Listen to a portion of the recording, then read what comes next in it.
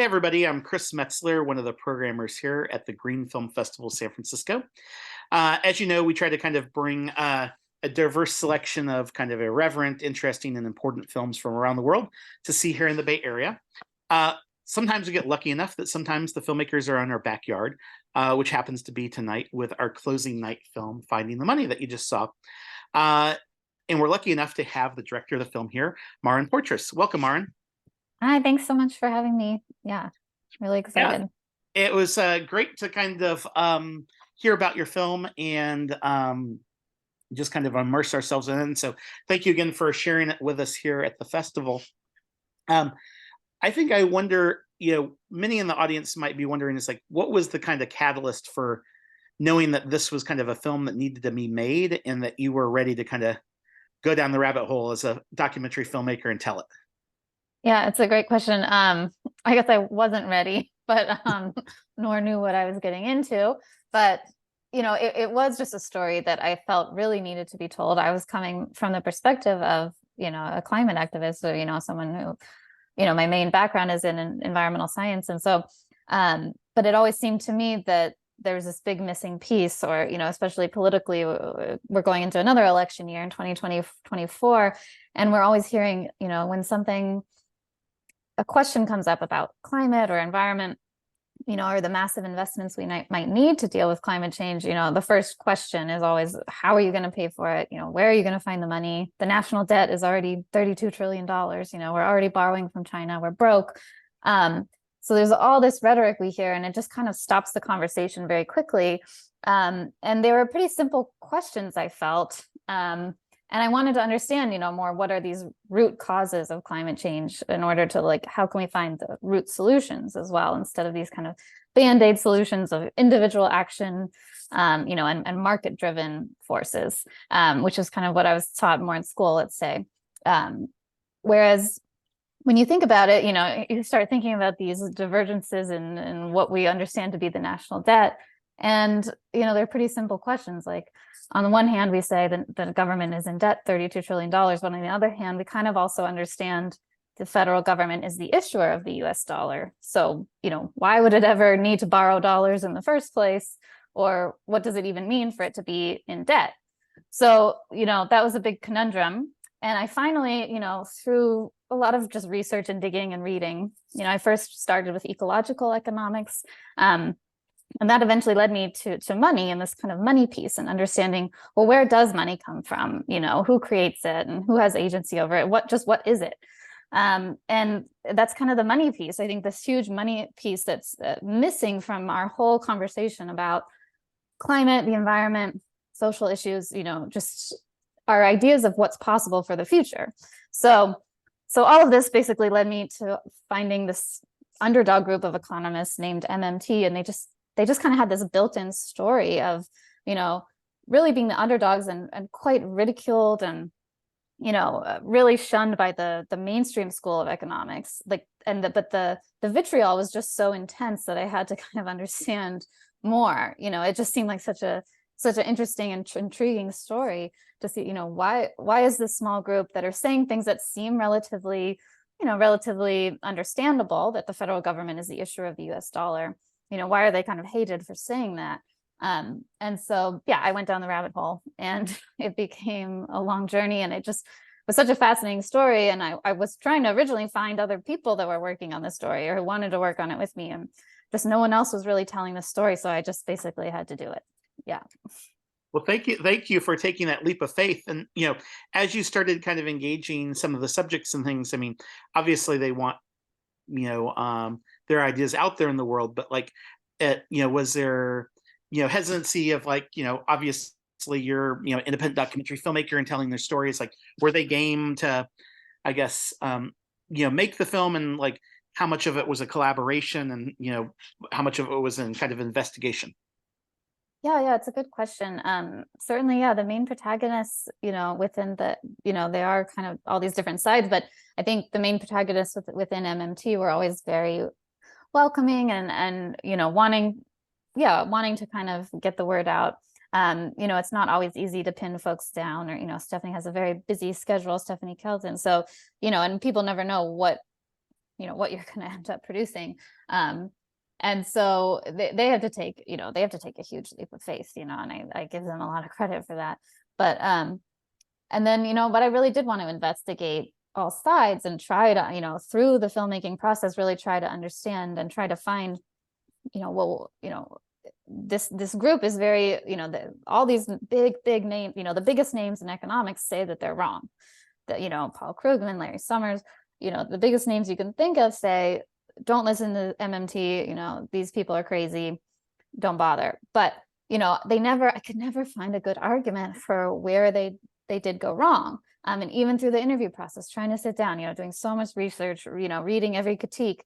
And it was just, I could never find someone who had a good relevant critique or could point to where they went wrong.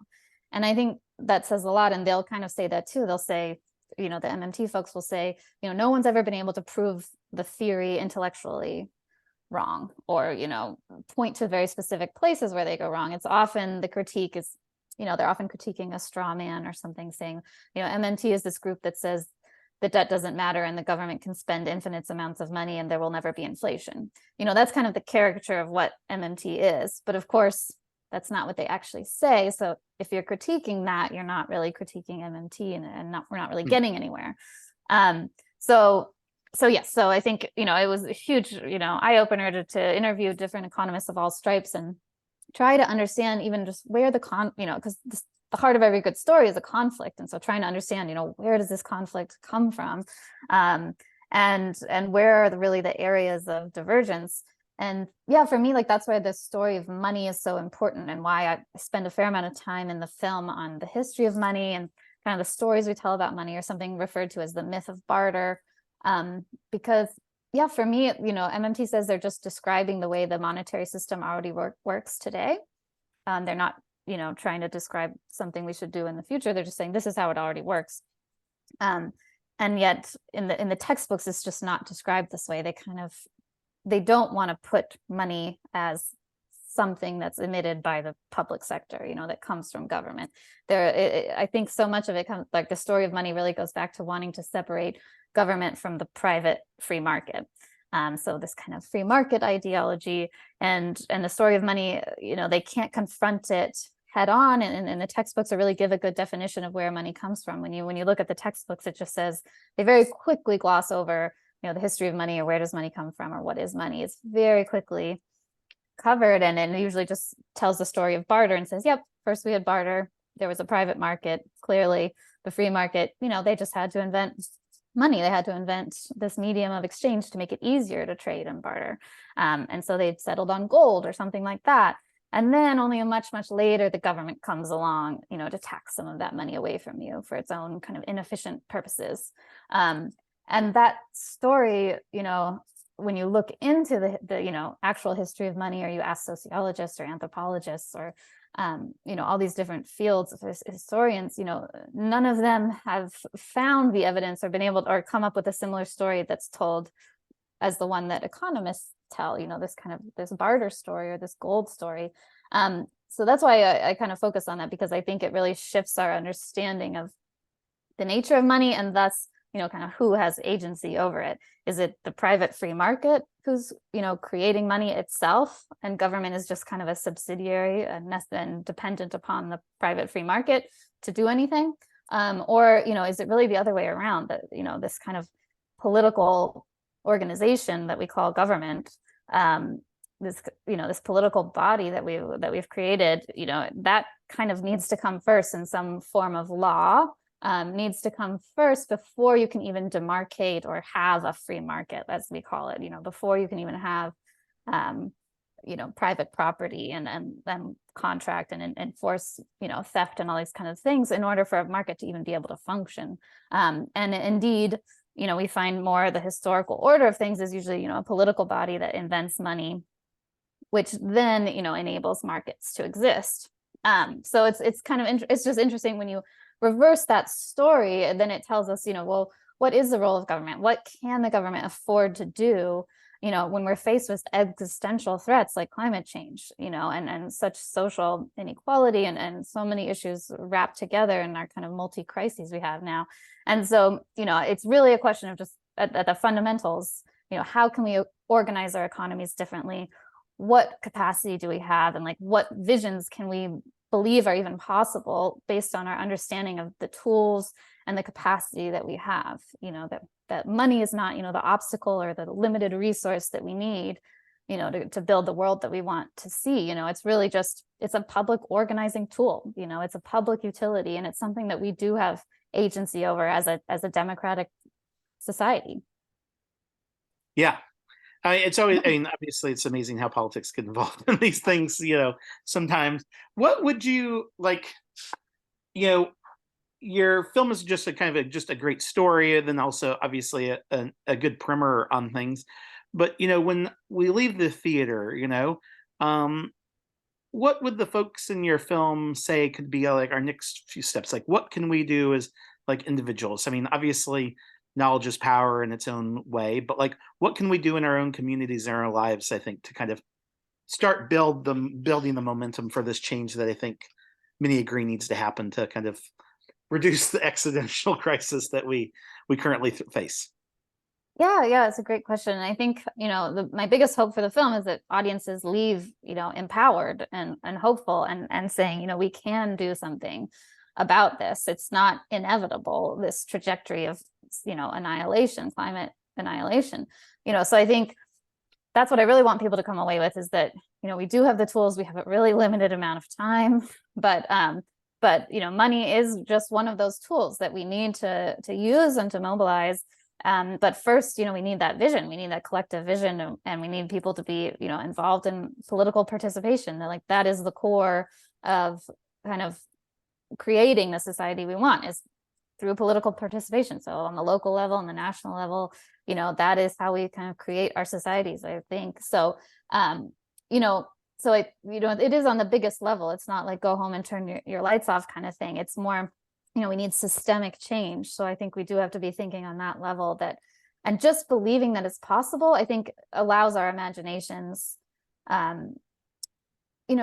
because I do think like kind of the neoliberal ideology, the biggest thing that they accomplish is constraining our political imaginations and saying, this is the only way it can be. Like, the rich always get richer, the poor get poorer. That's nature. That's just how the system works. And you can't meddle with it because it's a natural, the economy is just this natural system that we're studying. Like economics is a natural science. It's not, it's a social science. It's a study of what we've decided to create. And we can decide we can change what we've decided to create. So it's through political participation that we can change the laws, we can change the economy, we can organize the economy differently, we can provide social services in a different way. We can provide healthcare for all, and a Green New Deal and public transportation and all these things. And it won't, cost people in the way that we've often been told, like taking money out of your pocket in order to do that. It's not a zero-sum game in that way. It's more, it's understanding like we can all be better off and healthier and happier, and we don't even need, let's say, GDP growth, and we're so just, constrained in our thinking that, the economy has to grow. We have to produce more and more and more, either in order to pay back the debt or to have the taxes to pay for investments in climate. It's like, it's just not the way it works. The government functions so differently than a private business or a household. It's just inherently different. It's our collective capacity, which is not at all the same as our individual capacity. So so there's a lot to change in your paradigm. It is a paradigm shift that affects, I think, a lot of what we just believe is possible on a daily level and on a societal level. And so, it's reimagining what we want our daily lives to look like, whether that's, we want social services, social provisioning, like healthcare, like housing, like public transportation, all of those things can be built out by the public sector. We don't need to wait, so long as we've been put off. I think we've just put off for decades, the transformation and the transition that we need to a green economy, because we've kind of been waiting for the private sector to slowly build the technology and slowly build the solar panels and figure out how to do this. When, we see in World War II, we see other examples of when we're able to just put, all the energy of society kind of behind an effort like like climate change is an existential threat, even more so than perhaps World War II. And so the tools we use then to mobilize the economy and mobilize resources and mobilize people with a shared vision and a shared goal, that's what's most important. And so I think probably, again, the biggest struggle is going to be the politics, and it's going to be, can we agree, and can we have a shared vision of wanting to live? That is the question of whether we want to live or not.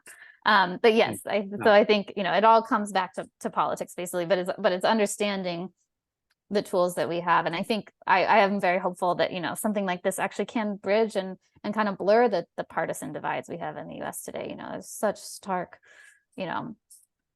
political partisanship. And so, I think a lot of that does come back to a lot of the myths that we tell about money and taxes and how all of this works, and the neoliberal agenda. And so I think hopefully this story, can start chipping away at and providing a different story, because so much of it comes back to just, I think, the story we tell, and the stories we tell about money and economics, they're just deeply ingrained in us, whether we realize it or not. Everyone kind of has the barter story in their head, whether they realize it or not, in a lot of ways. And so that gets back to, all this taxpayer money that I think is at the root of so much of our divide between right and left today. So yeah. Yeah. So. Well, and I think, one of the things I always kind of remind our audiences is like, we're the kind of grassroots street team for indie filmmakers like you. We've had the benefit of you sharing your film with us early on in this process. And so we get to kind of help spread the word. So folks, obviously we want you to, tonight over dinner, or, at the next backyard barbecue, or online, like, share about this film. And what is the best way to kind of continue to follow the film's effort, and where can we kind of direct people to? Yeah, definitely. So we're just at the very first stage of releasing. So our website is www.findingmoneyfilm.com. Hopefully it's linked somewhere. But yeah, so that's probably the best place to go for resources, and you can sign up for a mailing list there. That's the best way that we'll be letting folks know about new screenings, either at film festivals, or hopefully we'll be rolling out, educational, university and community screenings, where we can also have talks and panels and debates to engage folks more and be able to ask questions. And then, of course, hopefully a bigger general release. So of course, we're working on that and just in the very early stages. So yeah, please go to the website so that you can follow and hear when we come out for general release, and be able to share to all your friends and family, hopefully before next year's election. Yeah, absolutely. Well, thank you again, Maren, and everybody, please just kind of help spread the word. And thank you again for being the closing night film here as part of the Green Film Festival San Francisco. Thank you so much. And yes, best of luck, and see you next time. Thanks.